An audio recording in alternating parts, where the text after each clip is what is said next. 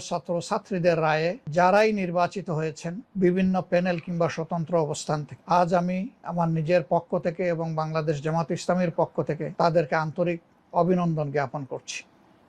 আমি তাদের সুস্বাস্থ্য কামনা করছি এবং তারা যে প্রত্যয় আর অঙ্গীকার নিয়ে এই নির্বাচনে অংশগ্রহণ করেছিলেন, তাদের মধ্য থেকে যারা নির্বাচিত হয়েছেন তারা যেন তাদের অঙ্গীকার পূরণে শতভাগ সচেষ্ট থাকেন এবং সক্ষম হন, সেই দুয়াই আমি মহান প্রভুর দরবারে করব। তাদেরকে মনে রাখতে হবে এই নির্বাচন চলাকালীন সময় তারা হতে পারেন বিভিন্ন প্যানেল কিংবা স্বতন্ত্র প্রার্থী, প্যানেলভুক্ত ক্যান্ডিডেট বা স্বতন্ত্র প্রার্থী যাই হন না কেন, আজ তারা কেন্দ্রীয় সংসদে এবং হল সংসদে নির্বাচিত হওয়ার পর এখন আপামর ছাত্র জনতার প্রতি। অতএব সকল দলীয় বাধ্যবাধকতা এবং সংকীর্ণতার ঊর্ধ্বে উঠে তারা যেন গোটা ছাত্র সমাজকে ধারণ করতে পারেন, ডাকসুকে তারা যেন কার্যকর করতে পারেন, শিক্ষার পরিবেশ নিশ্চিতকরণে তারা যেন অর্থবহ ভূমিকা পালন করতে পারেন, গবেষণার ক্ষেত্রে তাদের উদ্যোগী ভূমিকা যেন নবদিগন্তের সূচনা করে, সর্বোপরি ঢাকা বিশ্ববিদ্যালয় এবং হলগুলোতে যেন একটি শান্তিপূর্ণ সহাবস্থানের চমৎকার পরিবেশ তারা সৃষ্টি করতে পারেন।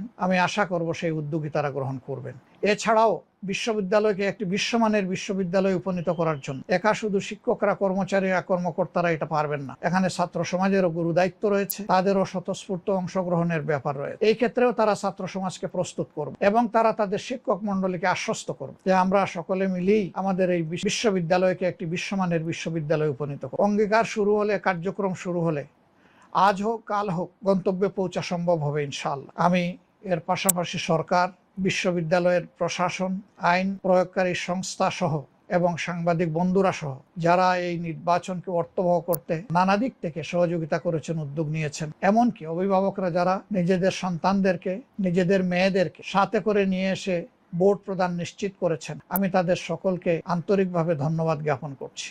এটি ছাত্র সংসদগুলোর নির্বাচনের একটি অনুকরণীয় উদাহরণ হোক। বিভিন্ন প্যানেল থেকে যারা নির্বাচনে অংশগ্রহণ করেছিলেন তাদের জন্য আমার শুভকামনা রইল। আজকে তারা জিততে পারেননি, কিন্তু কাল তারা জিতবেন না এমন বলার কোনো সুযোগ নেই।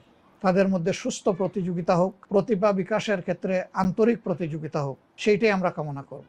এবং এই নির্বাচন শুরু হওয়ার আগে তারা যেমন পরস্পরের সহপাঠী এবং বন্ধু ছিলেন, এখন থেকে পরবর্তী দিনগুলোতেও তারা সেভাবে মিলেমিশেই বিশ্ববিদ্যালয়কে গড়ে তুলবেন, আমরা সেটা তাদের কাছে প্রত্যাশা করি।